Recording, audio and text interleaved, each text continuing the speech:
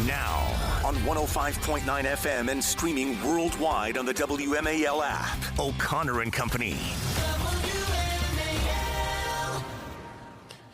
8:37, O'Connor and Company flying along on this Wednesday morning. Coming up in 30 minutes, it's the effervescent Chris Plant. But in the meantime, Julie Gunlock and I have a little bit more business to take care of.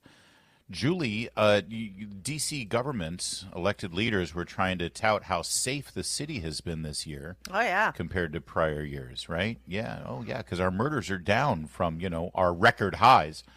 But then Memorial Day weekend happened. 6 people fatally shot in D.C., 2 more people killed yesterday. And Police Chief Pamela Smith says a woman was killed on Pitts Place Southeast after an ongoing dispute between neighbors turned violent. Video shows a man and a woman chasing the victim, the man shooting her, 2 suspects in custody.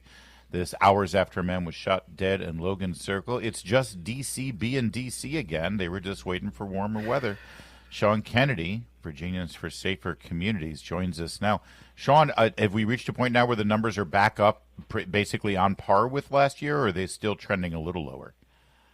Yeah, we're at par right now. We're exactly on trend for last year. Now, last year was one of the lower years, but obviously it's still almost twice what it was at its lows in the early 2010s. So the idea to say we're safer than we were is not to suggest as safe as we were once. So yeah. D.C. is not significantly safer than it was 10 years ago. It's safer than it was in the worst year in the last 40 years. Well, and it's not even safer for diplomats, of course, after the assassination, that terror attack against the 2 Israeli embassy staffers. And it's reached this point now where people in Washington, D.C., I think it's fair to say, don't feel safe walking around our capital city anymore. Yet the leadership here, our mayor and our district council, they don't seem to be addressing this with any real sense of urgency still. No, there are other more pressing issues than people being safe, expecting them to, they're fighting over whether or not the government cuts the budget by some percentage, of course. One thing that most people don't realize is that D.C. gets a match on Medicaid and a series of other government programs that exceeds that of almost any other state. And so, therefore, D.C. is being subsidized, even though they are expending resources on behalf of the federal government. They're getting a huge windfall from lots of federal programs, poverty programs, and things like that, but they can't actually take care of their own affairs. So we're sort of at this juncture where whenever somebody brings up D.C. statehood, it's like the amount of responsibility you give them, they're squandering. It's kind of like having a teenager and giving them the car keys, and then they crash the car, and they're like, why don't I get my own car? It's like, you just destroyed my car. Great Sean, point. We've seen some improvements in D.C., but it's due to, I think, Trump coming in and cleaning up some of these tent cities and cleaning up some of the litter that we've seen all over the city. What are the limits? Can they threaten to strip that funding? What can President Trump do, or the administration do to help alleviate some of these problems? Because obviously Muriel Bowser is too busy jumping into pools. Yes. Well, there's a couple things that can happen pretty much right away without any kind of congressional action.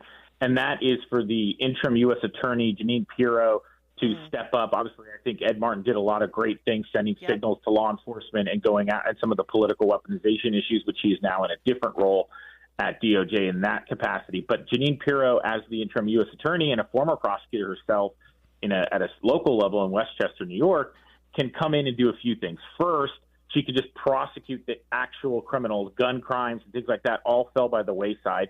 There's this thing in D.C. that people don't really understand because it's a little different in other jurisdictions called papering.